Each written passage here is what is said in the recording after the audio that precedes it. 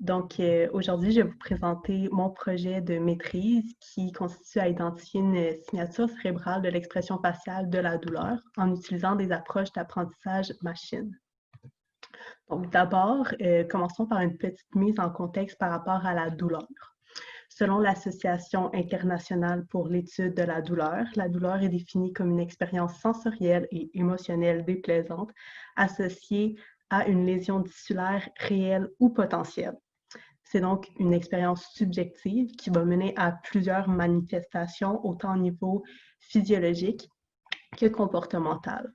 Donc, ces manifestations comprennent entre autres les réflexes moteurs, des réponses hormonales ou au niveau du système nerveux autonome, l'expression faciale et les rapports subjectifs, donc notre évaluation subjective de l'intensité de la douleur ressentie, par exemple. Et en clinique, c'est la mesure du rapport subjectif qui est le plus couramment utilisé, tandis que nous avons recours à l'expression faciale principalement lorsque le patient n'est pas en mesure de fournir un rapport subjectif, une situation que l'on retrouve chez les patients atteints de démence. Donc, développer une signature cérébrale qui est spécifique à l'expression faciale de la douleur permettrait entre autres de valider cette mesure. Ici, lorsqu'on parle de signature cérébrale, on parle de patron d'activité cérébrale distribué. Cette activité cérébrale, on peut la mesurer grâce à différentes techniques qui ont été développées il y a déjà de cela quelques décennies. Mais lorsqu'on s'intéresse aux régions cérébrales impliquées dans l'exécution d'une tâche expérimentale ou dans un comportement, l'imagerie par résonance magnétique fonctionnelle est la technique de choix en raison de sa bonne résolution spatiale, donc on parle de l'ordre du millimètre, ou encore plus précis, dépendamment de la puissance de notre appareil. Et également, c'est une technique qui est non invasive. Il faut savoir que l'imagerie par résonance magnétique fonctionnelle ne mesure pas directement l'activité électrique des neurones, mais bien leur activité métabolique. Donc, on parle des variations des niveaux d'oxygénation et du flux sanguin suite à l'activation neuronale localisée, qu'on appelle le signal BOLD. Et les variations du signal sont modélisées par la fonction de réponse hémodynamique.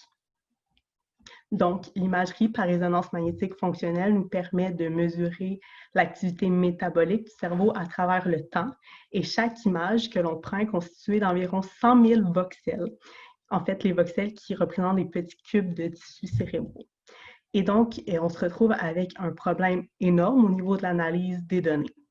L'approche traditionnelle utilisée pour résoudre ce problème est une approche univariée avec le modèle linéaire général qui consiste principalement en deux étapes.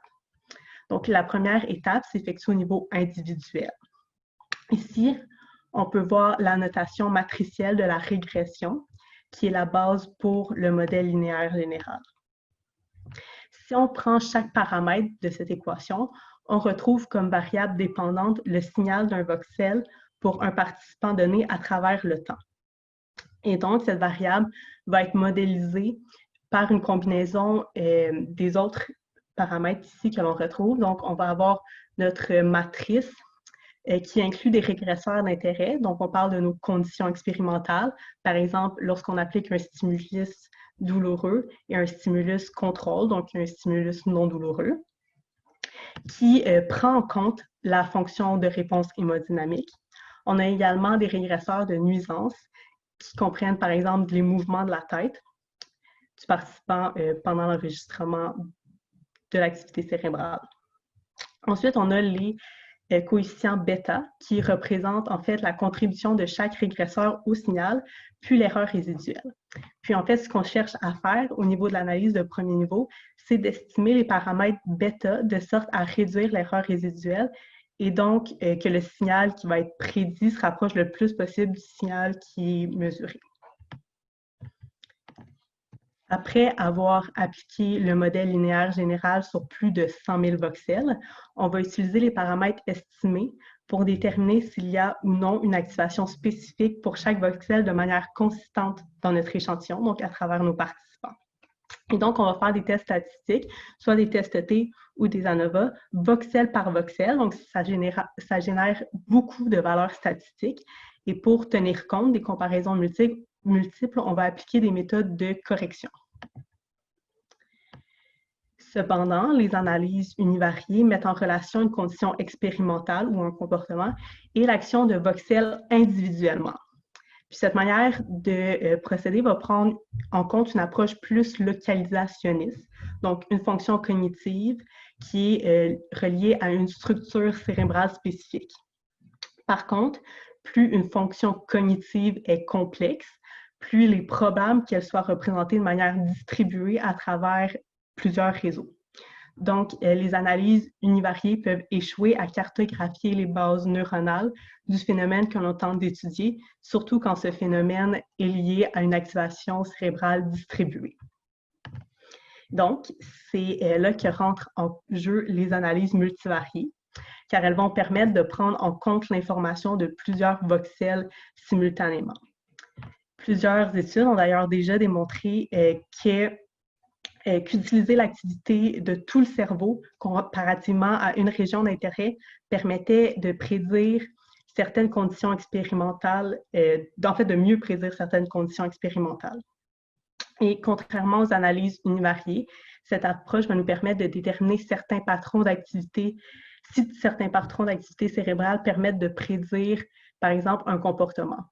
Donc, ici, notre variable prédictive, c'est notre signal, donc notre activité cérébrale, et on va tenter de prédire des conditions expérimentales. Et dans ce projet, nos conditions expérimentales, c'est l'expression faciale de la douleur. L'expression faciale de la douleur, je l'ai mentionné un peu au début, c'est une manifestation de la douleur, et c'est également un élément important de la communication non verbale. On peut le mesurer expérimentalement grâce au Facial Action Coding System, qui en fait permet d'associer différentes unités d'action à l'expression faciale. Donc, l'expression faciale à la douleur est caractérisée par différentes unités d'action, donc l'abaissement des sourcils, l'élévation des joues, la fermeture partielle des paupières, le plissement du nez, l'élévation de la lèvre supérieure, ainsi que l'ouverture de la bouche.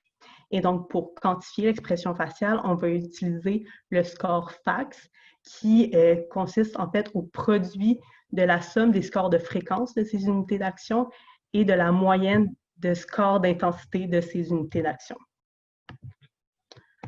Au niveau des données, nous avons 55 participants provenant de 2 études différentes, mais avec le même protocole expérimental. Donc, ce protocole expérimental consiste à 16 essais par participant, pendant lesquels les participants recevaient des stimuli thermiques douloureux non dommageables de courte durée. Donc, on va parler de douleur phasique. Et pendant ces essais-là, on enregistrait leur activité cérébrale et leur visage grâce à une caméra compatible avec l'appareil de résonance magnétique. Donc, notre variable prédite est l'expressivité faciale. Est-ce que le participant ou non a produit une expression faciale ou non pendant les stimuli douloureux. Et notre variable prédictive est le signal de nos voxels. Donc, un des défis quand on utilise des données d'imagerie par résonance magnétique fonctionnelle est qu'on a beaucoup plus d'attributs que d'observations. Donc, ça va être important pour développer la signature cérébrale de l'expression faciale de la douleur, d'effectuer une sélection au niveau des attributs, par exemple en appliquant un masque qui va contraindre un peu les régions cérébrales et une réduction de dimensionnalité. Ensuite, on va pouvoir appliquer cette variable réduite dans un algorithme de classification et aussi effectuer des procédures de validation croisée pour obtenir une estimation non biaisée de la performance de notre modèle. Ensuite, on va pouvoir évaluer l'importance des attributs pour déterminer à quel point chaque voxel va contribuer à la performance du modèle et finalement évaluer statistiquement la performance du modèle. Donc, est-ce que notre modèle performe mieux que la chance? Enfin, on va pouvoir évaluer la spécificité et la généralisabilité de notre signature cérébrale de l'expression faciale de la douleur. Pour la spécificité, on va pouvoir la comparer à la signature neurologique de la douleur, la signature de la douleur vicariante, donc la douleur d'autrui, la signature de la douleur indépendante de l'intensité du stimulus. Donc, ces 3 signatures ont déjà été validées dans la littérature. Au niveau de la généralisabilité, on va pouvoir comparer notre patron construit à partir de notre expression faciale en douleur phasée, donc nos stimuli de courte durée, versus l'expression faciale évoquée par des stimuli de douleur tonique, donc de plus longue durée. Et on va également pouvoir comparer notre signature développée auprès d'une population saine versus une population atteinte de douleurs chroniques. Je voulais également prendre quelques secondes pour remercier les collaborateurs du projet. Et merci de votre écoute.